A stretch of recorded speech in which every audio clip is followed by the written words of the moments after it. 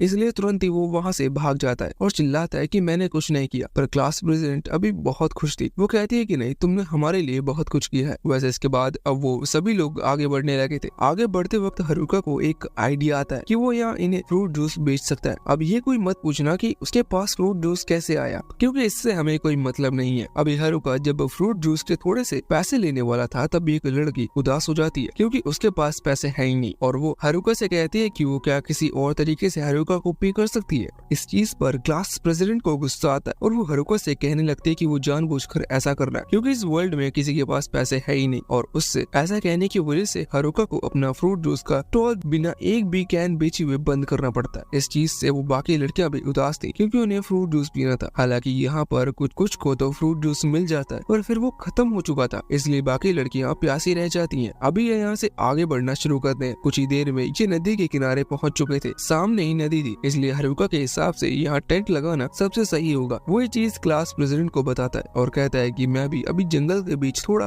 करने जा रहा हूँ। मतलब वो देखने जा रहा है कि वो आसपास मॉन्स्टर तो नहीं है। इतना कहकर वो भी स्पीड में भागता है जिससे कि क्लास प्रेसिडेंट उसे रोक ही ना पाए। अभी उसने यहाँ पर अपनी एनएस स्किल का इस्तेमाल करते हुए स्पीड को बढ़ा लिया था और इसी तरह से आगे बढ़ते हुए वो जंप करते हुए सीधा हवा में आता है। यहाँ से वो जंगल के दूर दूर तक देख पा रहा था, लेकिन कमाल की बात ये है कि उसे सिर्फ यहाँ हवा में आते बनता है, नीचे सेफली उतरना नहीं, जिस वजह से वो नीचे गिर जाता है और उसे अच्छी खासी चोट लग जाती है। और इसी कारण से वापस लौटने के बाद उसे क्लास प्रेसिडेंट से बहुत डांट भी खानी पड़ती है। डांट खाते वक्त अभी क्लास प्रेसिडेंट उससे पूछ रही थी कि वो जंगल में गया है क्यों, जिसके बाद हारुका अपने पास से एक बैग निकालते हुए कहता है कि वो फ्रूट्स कलेक्ट करने गया था जिससे कि वो और ज्यादा फ्रूट जूस क्रिएट कर सके। ये सुनकर क्लास प्रेसिडेंट तो गुस्सा होकर वहाँ से चली जाती है, पर वो लड़कियां तुरंत हारुका के पास आ जाती है जो कि पैसे के बदले किसी और चीज से पेमेंट करने वाली थी। हालांकि अभी यहाँ उसने पेमेंट की कि नहीं ये चीज हमें नहीं बताई जाती क्योंकि सीन सीधा सुबह पर आता है। उन लोगों ने फिर से वहाँ से आगे बढ़ना शुरू कर दिया था। आगे बढ़ते वक्त उन्हें एक लड़की मिलती है जो कि उन्हें की क्लास की थी, बस वो शुरुआत से बिछड़ गई थी। जिसके बाद वो उधर नदी में भी खेलते। दूसरी तरफ वहाँ हारुका जब जंगल में फिर से देखने जा रहा था तभी उसके पीछे 3 ऑर्क पड़ जाते हैं, लेकिन हारुका किसी तरह से उनसे अपनी जान बचा लेता है। तरह से हंस से खेलते हुए आगे बढ़ते हुए उन्होंने उस जंगल को पार कर लिया था। वैसे यहाँ उनके सामने बहुत बड़ा ग्राउंड एरिया था। तभी हारुका अपने स्टेटस बार में नोटिस करता है कि उसके पास एक नई स्किल आ चुकी है जिससे वो एयर वॉक कर सकता है।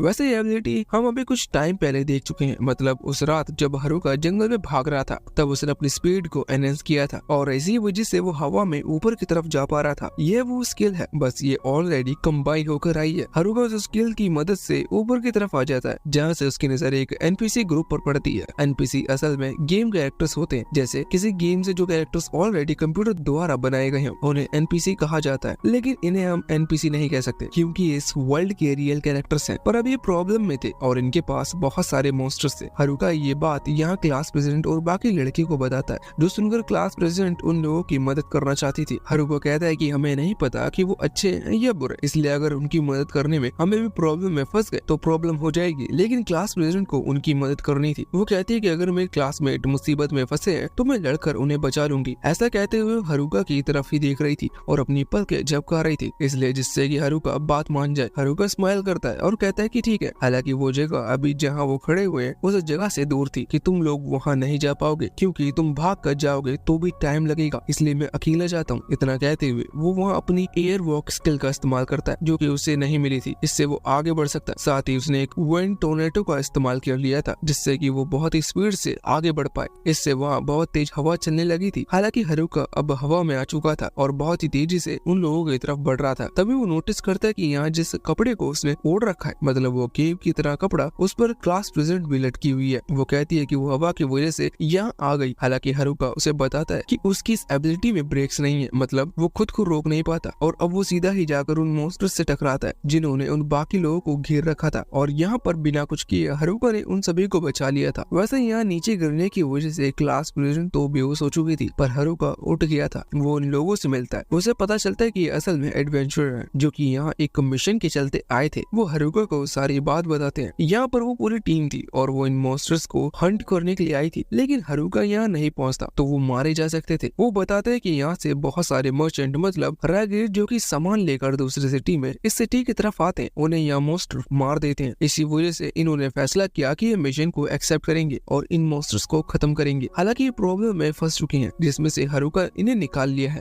यहाँ पर हारुका उन्हें कुछ मशरूम्स देता है जिन्हें खाकर वो बहुत लोग खुश हो जाते हैं। बाद में वो तीनों अपनी टीम मेंबर्स जो कि लड़कियां हैं वो उन्हें भी मशरूम्स देता है, जिसके बाद हारुका को पता चलता है कि वो ये कोई मामूली मशरूम्स नहीं है, ये यहाँ पर बहुत महंगे बिकते हैं और साथ ही मशरूम्स इनकी पावर को रिस्टोर करने में मदद करते हैं। इसका मतलब ये काम की चीज है। हालांकि हारुका का इस चीज पर ध्यान नहीं था, उसका ध्यान अभी उन लड़कियों पर था जो कि इन बूढ़े एडवेंचर्स की टीम में है। हारुका भी बहुत ज्यादा जेलस फील कर रहा था और सोच रहा था कि क्या उसे अपनी पावर का सही इस्तेमाल करना चाहिए। तभी क्लास प्रेसिडेंट को होश आ जाता है और वो हारुका को विलन बनाने से रोक लेती है। वैसे अभी वहाँ पर क्लास की वो बाकी सारी लड़कियां भी आ चुकी थी जो कि रियल लाइफ एल्फ को देखकर देखकर बहुत ज्यादा खुश थी क्योंकि उनमें से एक लड़की असल में एल्फ थी। वैसे इसके बाद अब वो एडवेंचर इन्हें अपना टाउन दिखाते हैं जो कि पास ही में है। उसे देखकर वो सारी लड़कियां खुश होकर सीधा टाउन की तरफ भागने लगती हैं। अब यहाँ से सीन चेंज होता है और हम उन बैक बेंचर्स के पास आते हैं। हम देखते हैं कि उन चारों ने जंगल में रहकर मॉन्स्टर्स खत्म करते हुए अपने लेवल को बहुत ज्यादा बढ़ा लिया था और इसके बाद वो फैसला करते हैं कि वो जाकर अब उन लड़कियों से मिलेंगे और थोड़ा सा बदला लेंगे। आप समझ जाना किस तरह का बदला। तभी उनके पास एक 5वां लड़का आता है। इस लड़के को उन्होंने किडनैप किया था। ये लड़का या इनमें से कहता है कि इन्हें सबसे पहले अपनी पावर्स को अनसील करवा लेना चाहिए। असल में शुरुआत में बाकी वो चारों लड़कों ने जब इनकी पावर को सील किया था तब से पावर सील ली है। ये बहुत ही शॉकिंग बात थी क्योंकि इस तरह की शील्ड पावर होना बहुत रेयर है। पर तभी हमारी नजर वहाँ उन चारों पर जाती है जो लड़के हारुका के